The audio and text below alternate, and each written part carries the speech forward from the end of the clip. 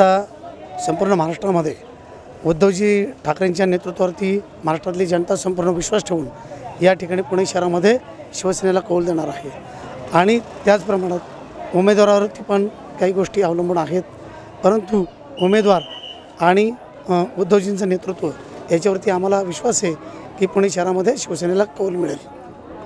शिवसेना आणि भाजपची युती या निवडणुकीत तुटली, तर याचा फायदा शिवसेनेला कितपत होईल का भाजपला होईल का, या दोघांनाही न होता राष्ट्रवादी काँग्रेसला होईल का? युती तुटल्याचा फायदा नक्की शिवसेनेला होईल, कारण गेले 25 वर्षाची युती होती त्या युतीमध्ये आमच्या शिवसैनिकांना काम करायची संधी मिळत नव्हती।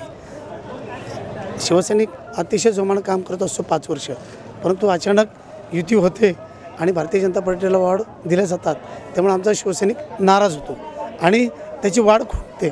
परंतु पुढच्या काळामध्ये उद्धवजींनी जाहीर केलेलं आहे की पुढच्या काळामध्ये कधी युती होणार नाही, त्यामुळं शिवसैनिकांना काम करायला संधी मिळेल। मतदान जे आहे ते शहरातलं स्लममधलं कमी झालं, त्याचा फायदा भारतीय जनता पार्टीला ह्या प्रभागात 11 मध्ये तर 100% ह्या प्रभागात गेले 5 इलेक्शनमध्ये शिवसेना कमजोर आहे। इथे शिवसेनेला उमेदवार भेटले नाही, शिवसेनेला एक बहीण भाऊ उभे करायला लागले, म्हणजे उमेदवार भेटले नाही। शिवसेनेचं सातत्याने मतदान कमी आहे। मी स्वतः 2012 साली इलेक्शनला उभं होतो, शिवसेनेचा तुल्यबळ उमेदवार असतानासुद्धा त्यांच्यापेक्षा माझी 2000 मतं जास्त होती। भारतीय जनता पार्टीचं ह्या प्रभागामध्ये फार मोठं प्राबल्य आहे, शिवसेनेचा आम्हाला काही फरक पडत नाही। शिवसेना कदाचित 3 ते 4 नंबरला जाईल असा आमचा अंदाज आहे। आमची लढाई भाजप आणि आघाडीची अशी सरळ लढाई आहे आणि भाजपचं पॅनल सर्वात मजबूत आणि सशक्त होतं, कोथरूडमधलं सर्वात सशक्त पॅनल होतं। महानगरपालिकेला किंवा ग्रामपंचायतीला उमेदवार बघून मतदान होतं हे 100% खरं आहे, परंतु आमच्याकडे असं आहे, आमचे भारतीय जनता पार्टीचे उमेदवार सगळ्यात चांगले उमेदवार होते, जे म्हणजे कार्यकर्ते असतील, स्थानिक होतील। आता माझं जर उदाहरण सांगा तर मी स्थानिक असल्यामुळं माझा संपर्क चांगला होता आणि तो नक्कीच फायदा होईल।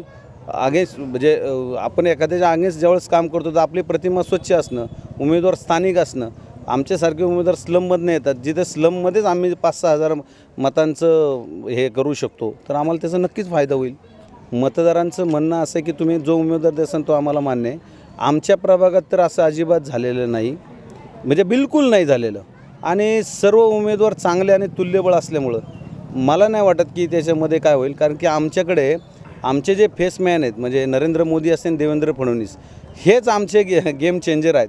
त्याच्यामुळे उमेदवार कुणी देऊ द्या, काही प्रॉब्लेम येत नाही आणि 100% विजय भारतीय जनता पार्टीचा या प्रभागात झाल्याशिवाय राहणार आहे। आणि मला असं वाटतं की पुणे शहरामध्ये राष्ट्रवादी काँग्रेस आणि काँग्रेस आघाडीचं सत्ता आल्याशिवाय राहणार नाही, कारण एकंदर वातावरण नोटबंदीच्या संदर्भातल्या लोकांना झालेला त्रास, आजचे दिनच्या संदर्भातल्या संकल्पना लोकांनी त्यापासून खूप दूर राहिलेत लोक, या सगळ्या गोष्टीचा विचार आणि पुण्याच्या विकासासाठी गेली 10 वर्ष राष्ट्रवादी काँग्रेस पक्ष आणि काँग्रेसनं काम केलेलंच आहे ना, त्यामुळे लोकांनी या मतदान प्रक्रियेमध्ये राष्ट्रवादी काँग्रेस आणि काँग्रेस पक्षाचा निश्चितपणे विचार केला असणार।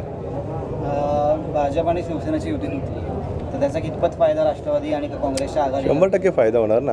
शेवटी मताचं डिवायडेशन त्यांचं शिवसेनेचं आणि BJPचं झालेलं आहे आणि राष्ट्रवादी काँग्रेस एकत्र आल्यामुळे त्याचा फायदा राष्ट्रवादी काँग्रेस आघाडीला निश्चितपणे झालेला आहे आणि होणार तो फायदा यावर। आणि आघाडीचा नक्की शत्रू कोण म्हणता येईल आपल्याला, भाजप का शिवसेना म्हणतात? नाही, शिवसेनेचा विषय नाही, पण भाजपने राष्ट्रवादीला खूप बदनाम करण्याचा प्रयत्न केलेला आहे आणि कारण नसताना काही विषय, परंतु त्या चर्चेमध्ये न जाता लोकच उत्तर देतील ना। ते आपल्याला 21 तारखेला मतदानाच्या या सगळ्या प्रक्रियेमध्ये 23 तारखेला आपल्याला उत्तर मिळणारच आहे, त्यामुळे 23 तारखेला आपल्याला पुणे करणं दिसेल आणि महाराष्ट्राला देखील दिसेल।